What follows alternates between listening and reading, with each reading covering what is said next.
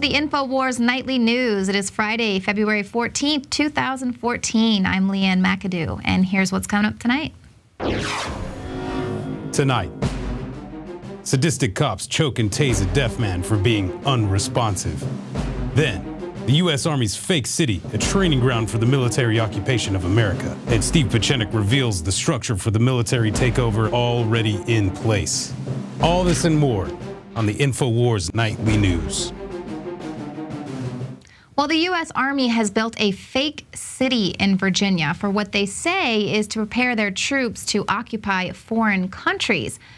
But what's striking is this 300-acre fake city looks more like your average American town. It cost $96 million to build in just 2 years, and it includes a sports stadium, bank, a school, and an underground subway. They say it's in order to train for unspecified future combat scenarios. But the fact that the subway carriages even carry the same logo as they do in Washington, D.C., this could suggest that the site was built to double both as a foreign city and a mock domestic town. The site also includes what they're calling a mosque, but it looks eerily familiar to a Christian church. So they're saying this is for foreign occupation. Please, come on. They are training for martial law, civil unrest. They have already been preparing for the gun owners and the Christians and anyone with an anti-government attitude to be trained to be seen as an insurrectionist. They're already training the military to see patriots as insurrectionists. The writing is on the wall. It is time to get real, folks. No matter how much the mainstream media and the Obama administration tries to convince you that they're just trying to take the guns because Sandy Hook, y'all.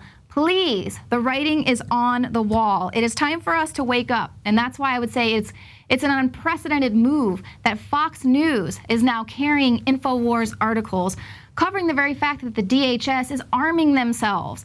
They have up on foxnews.com Paul Joseph Watson's article about the Homeland Security purchasing those zombie hunter bullets. Now, the mainstream media, they've covered our material before, but they'll typically just take our material and then accredit it to their own writers after they do their own research.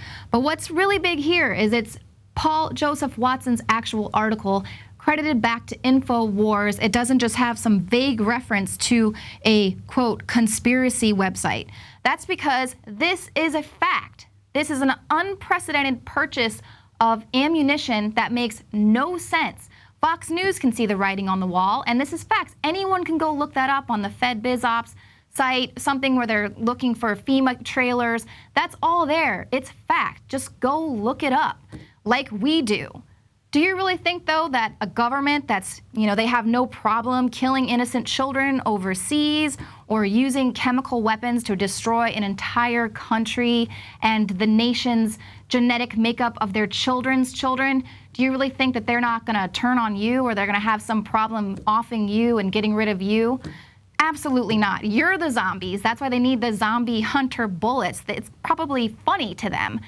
And I mean, look at every day, with the police, week after week. Do you really think the police are going to have any problem turning against you and me? They're already training every day. They say that a society will be judged by the way that it treats its weakest members. And here we have another case of police brutality against a deaf person. Now, this is the second deaf person that has been attacked by this out-of-control police department for refusing to respond to their demands during a routine call-out. Last time it was a guy that didn't hear the sirens behind his car.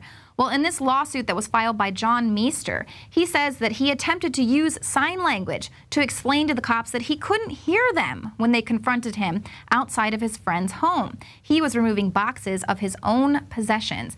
There was some snitchy, see something, say something neighbor who called police because Meester was acting suspiciously after he failed to respond to the neighbor calling him from across the street.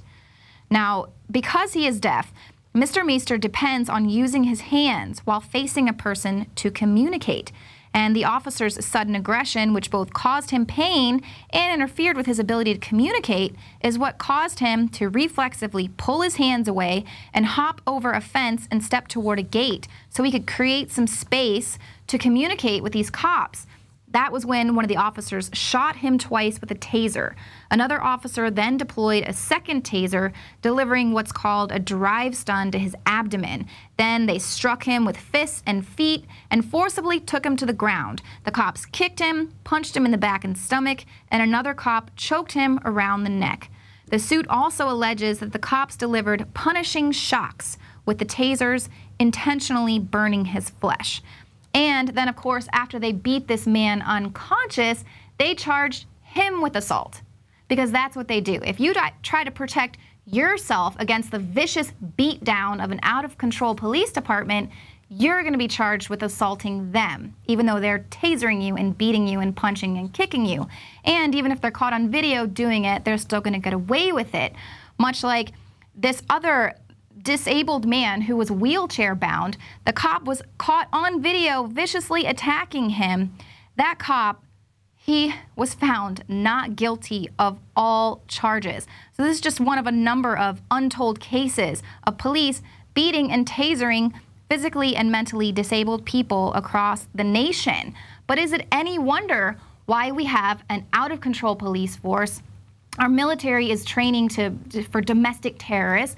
It goes all the way up to the top. Look at our nation's leader, Mr. I can do whatever I want. He basically told the French president earlier this week that it's good to be king. Well, you know, that's complete 180 from the 2008 Obama that was running the election circuit. He said that he would reverse the biggest problem of executive abuse of power, promising to avoid Bush's mistake of not going through Congress at all. He went on to say how, I taught constitutional law for 10 years. I take the Constitution very seriously. Please, the only thing he uses his constitutional law knowledge for is how to slither through any little blurred lines in the writing there. Mr. Magic Pen of 2014 has said that he would act with or without Congress to pursue his agenda, taking steps without legislation via executive orders to achieve his goal. And that's exactly what he has continued to do, and he gets a round of applause from the New World Order, who are pulling his strings. But that's why it's time for the media to stop licking this man's boots. He is becoming a dictator right before our eyes. What do you think? Do you think that you're going to be just having tea and crumpets while the rest of us are fighting for our lives under martial law? Do you really think that you're going to be safe? No. It's time for you to make a choice, to take a stand, much like Fox News is apparently doing now, publishing our articles and attributing it to us, so we'll get hits back to Infowars.com so people can go and get some truth news. But it's time to take a stand. Things are getting out of control. But, oh, you know, maybe the mainstream media is just going to say that I'm racist because I'm criticizing Obama. But ironically, they're criticizing the only black U.S. Supreme Court Justice, Clarence Thomas, because he doesn't think that people need to be bringing race into everything. He said that he's faced more racism from liberal elites because of his conservative outlook than he did growing up in the 60s in Savannah, Georgia. He said, "My sadness is that we are probably today more race and difference conscious than I was in the 60s when I went to school." Thomas said that he was probably the first black kid in Savannah, Georgia to go to a white school, and rarely did the race issue come up. But today, name a day it doesn't come up. Differences in race, differences in sex, somebody doesn't look at you right, somebody says something, everybody is sensitive. Clarence Thomas said, "If I had been as sensitive as that in the 1960s, I'd still be in Savannah." Now, following this, Democrat Alvin Holmes responded by insulting Thomas's interracial marriage and then calling him an Uncle Tom. A CNN segment also implied that Thomas himself was being racist for wanting to move on from race even being an issue. Isn't that ironic? Now, Michael Dorstowitz writes, "When conservatives disagree with the nation's first black president, they're often labeled as racist. But when liberals disagree with the nation's only black Supreme Court justice, all at once, it's the justice who's the racist." I find it difficult to follow this line of reasoning. And I do as well. But that's just the big problem. Race baiters do not like being called out, And they also don't like it when you try to take away their political playing card.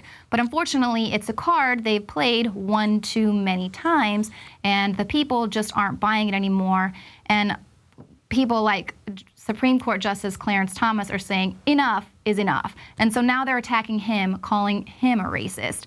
But fortunately, some members of Congress are finally standing up to this Orwellian takeover of our country. First, Rand Paul launched his civil lawsuit against Obama for allowing this unconstitutional spying by the NSA. Now his father, Ron Paul, is demanding clemency for Edward Snowden. On Paul's website, there's a petition that's posted saying Edward Snowden shocked the world when he exposed the NSA's illegal and abusive spying program. But instead of applauding him for his bravery and patriotism, the U.S. government labels Snowden a traitor. And the page states now, join Ron Paul in demanding that Edward Snowden is granted clemency. Sign the petition. Let's bring Edward home before his amnesty expires on July 31st of this year. So here, this is where we just have to hope that these small deeds, even the small deed of signing on to this petition, signing up to join Rand Paul's lawsuit against Obama for the unconstitutional NSA spying, even just these small deeds, we have to just hope that they can be the big move that helps us turn the tide of tyranny into our favor, because it's definitely getting out of hand. As you can see, they are now building fake cities to train for martial law. It's time to wake up. It is time to get real. Now, coming up later in the show, we're going to have part 2 of our interview with Steve Pieczenik. He's going to give his view on Edward Snowden, as well as break down how the intelligence community is playing the American public. That's a must-see. That's why we did an extra long extended interview with Pieczenik. And then, of course, stick around after that for even more special reports. Thanks, guys, for tuning in tonight. Have a happy Valentine's Day.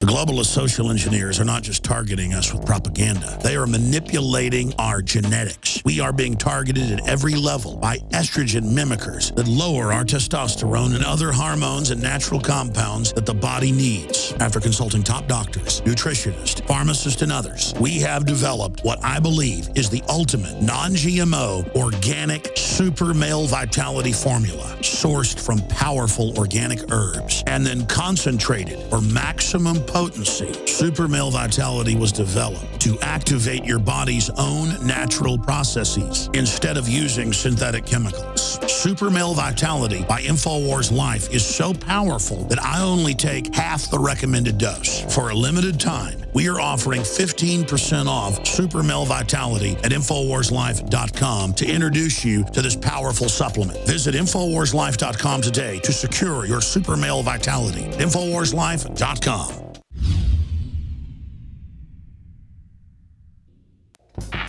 We're on the march. The Empire's on the run. And the Infowars army is standing strong. Wake up your family, friends, and neighbors and break the matrix at InfowarsStore.com. Learn the truth and spread the message of liberty with the world's most comprehensive collection of books and documentary films.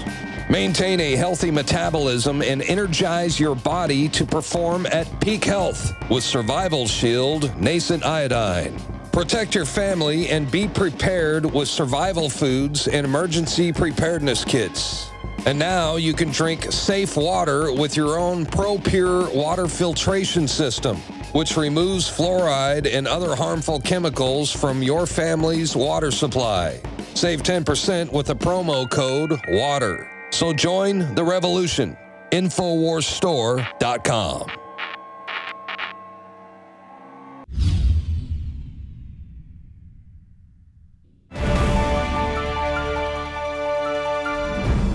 Well, tonight we have the conclusion of our interview with Dr. Steve Pieczenik, someone who has served at very high levels in the intelligence community over 5 U.S. administrations. He talks about a wide variety of subjects, from Putin to the Ukraine to the Snowden documents and the real threat that the military-industrial complex, especially the intelligence community, poses to America. let's talk a little bit about Ed Snowden and the documents that are there. You think he's something other than a straight-up whistleblower. Tell us exactly what you think is going on, who the players are, and what their goals are.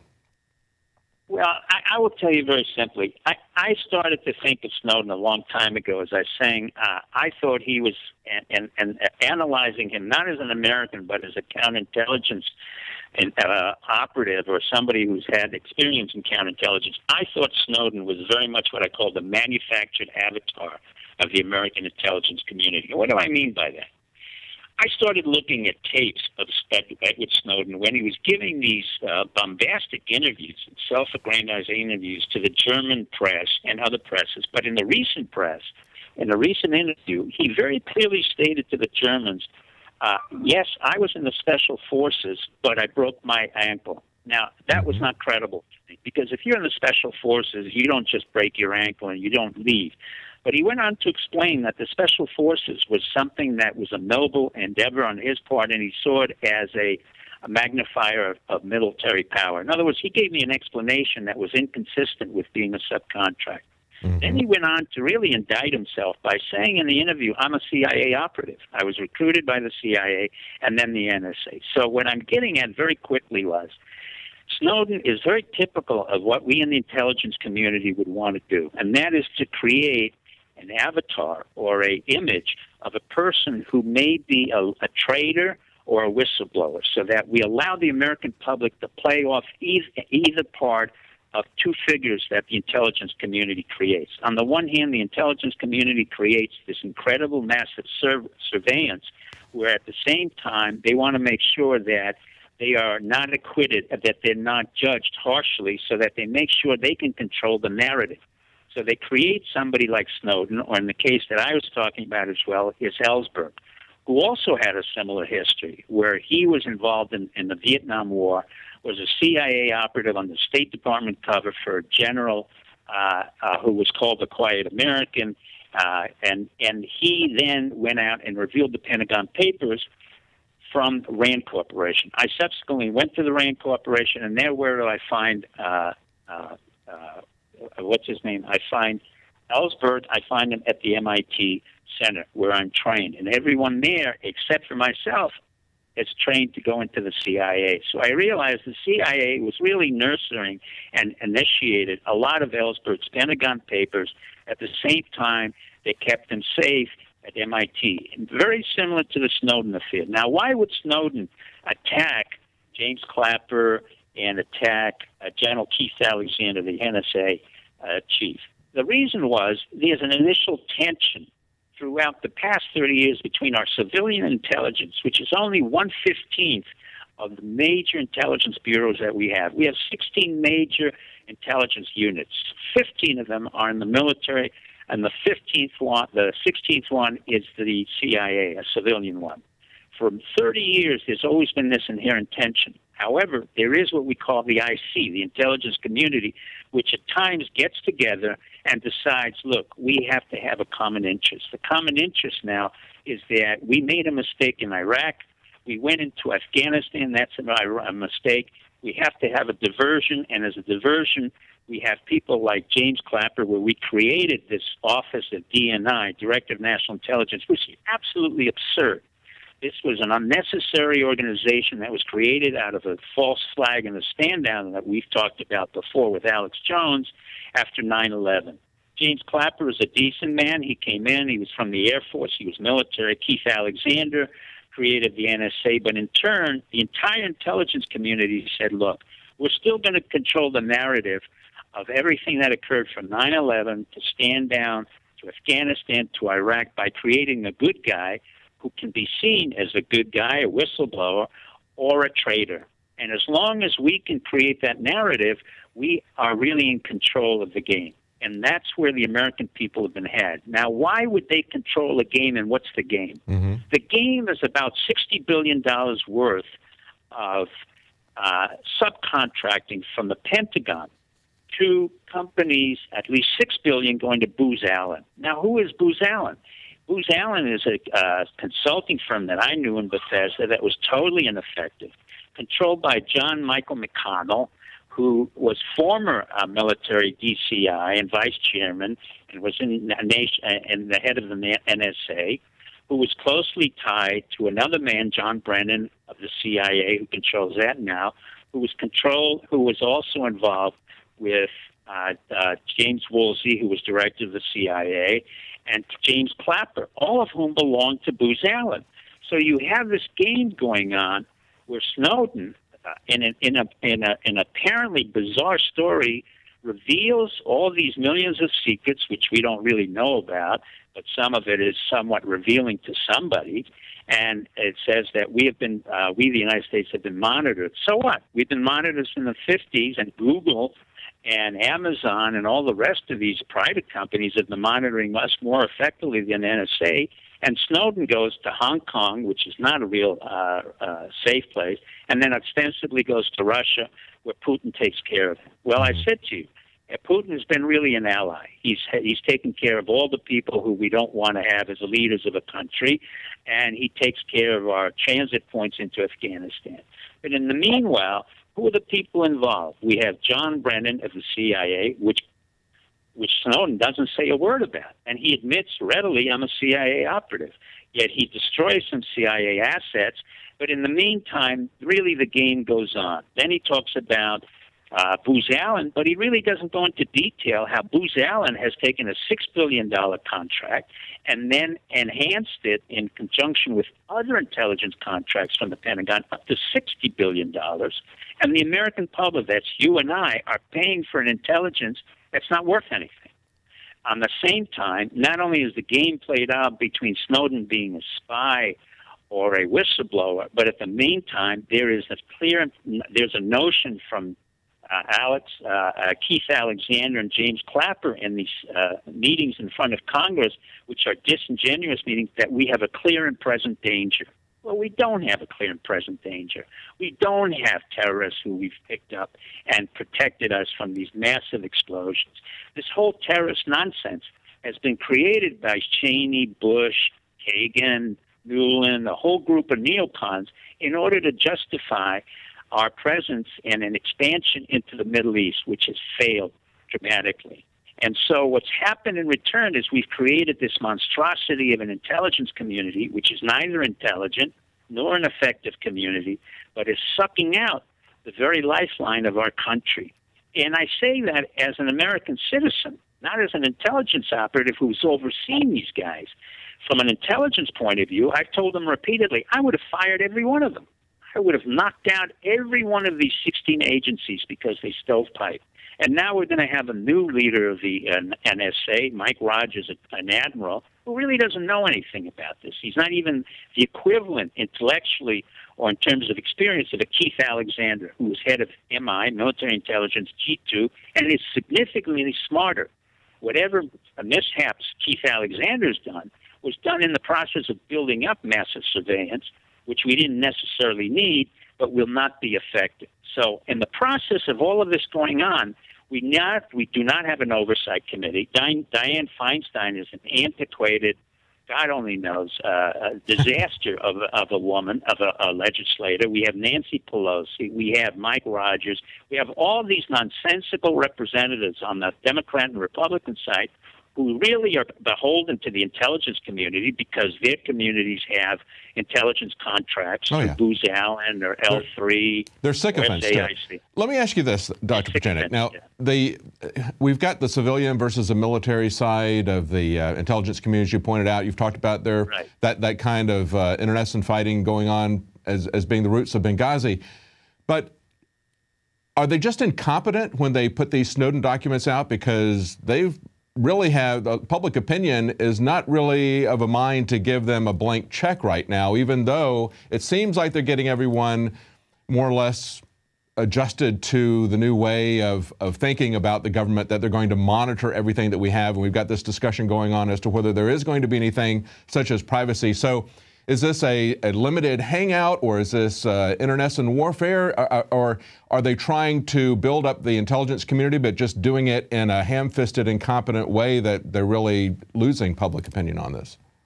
I think the latter is probably the best way. You've explained it very well. I think it's a hand-fisted, incompetent way. As I said in the blog, and we've just talked about it, the Army has really gone off on its own. It's built its own capacity and capability to invade absolutely nothing and to be able to really get into no combat whatsoever. But irrespective of that, the Army has become a centurion army or an imperial army, which is not beholden to the United States. In the same nature, we have a very heavy-handed intelligence community which is not effective at all. Our human is not effective. Our ELINT is not effective.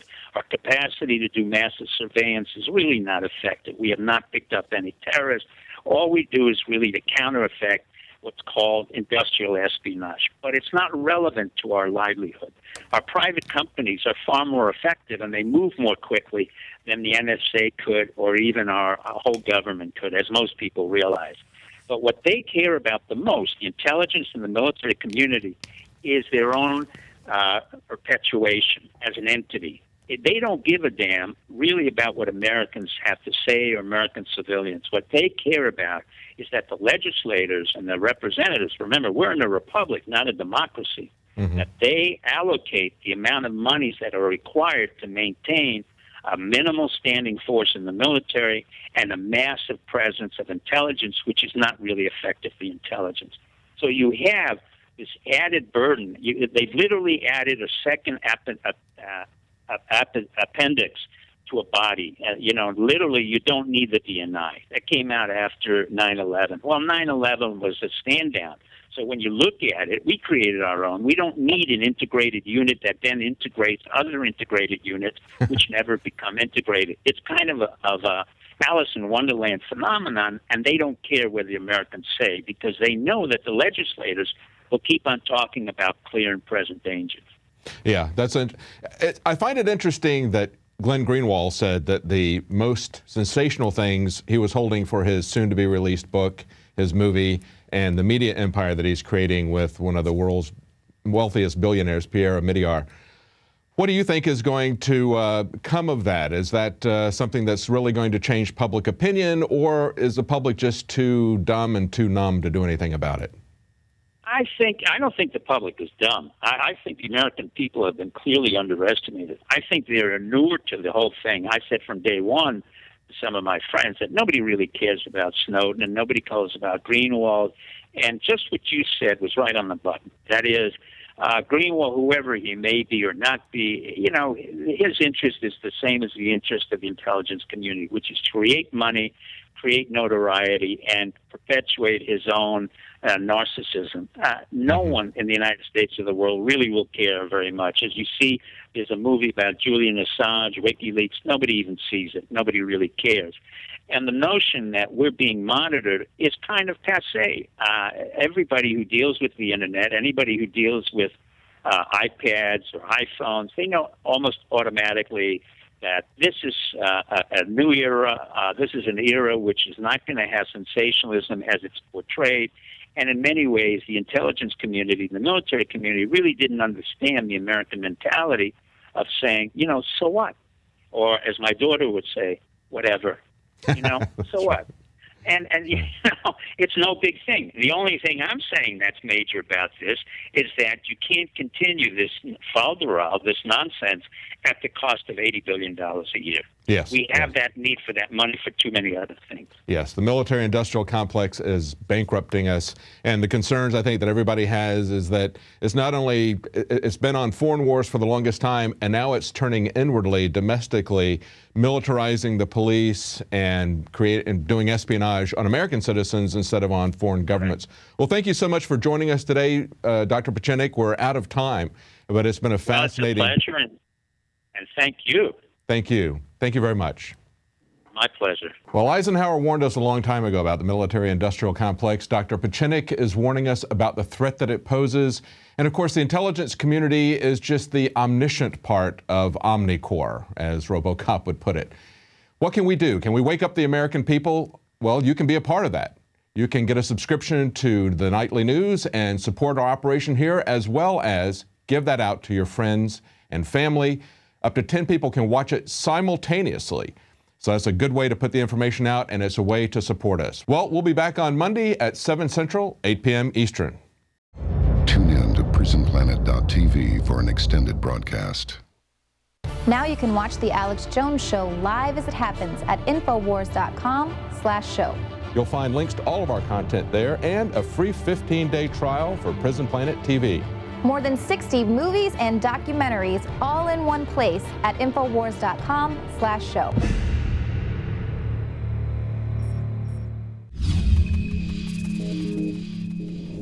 Guns.com is reporting that an 18-year-old Maryland student has gotten into trouble for leaving an unloaded shotgun in his car.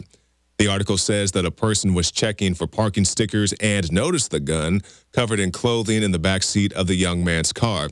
The student was pulled out of class and arrested in the principal's presence. The student claims that he had gone hunting the night before and forgot that he had the gun in his car but made attempts to cover it up. Unprescribed ADHD medication was also found in the student's vehicle.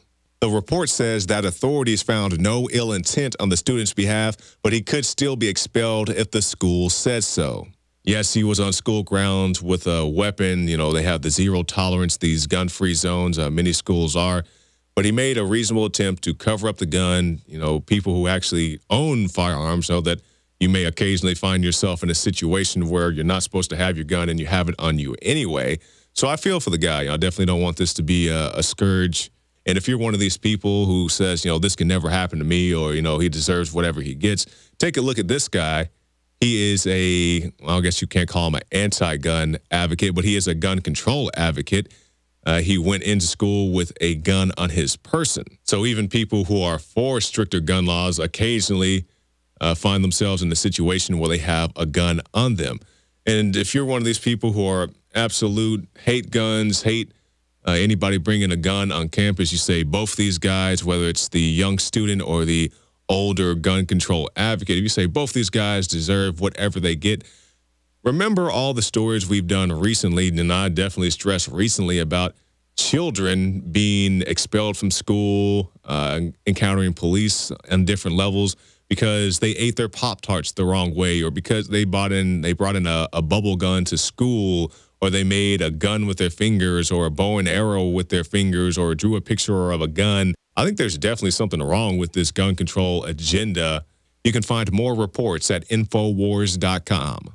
And what we need to do is change the way in which people think about guns, especially young people. One thing that I think is clear with young people and with adults as well is that we just have to be repetitive about this. It's not enough to simply have a catchy ad on a Monday and then only do it every Monday. We need to do this every day of the week and just really brainwash people into thinking about guns in a vastly different way.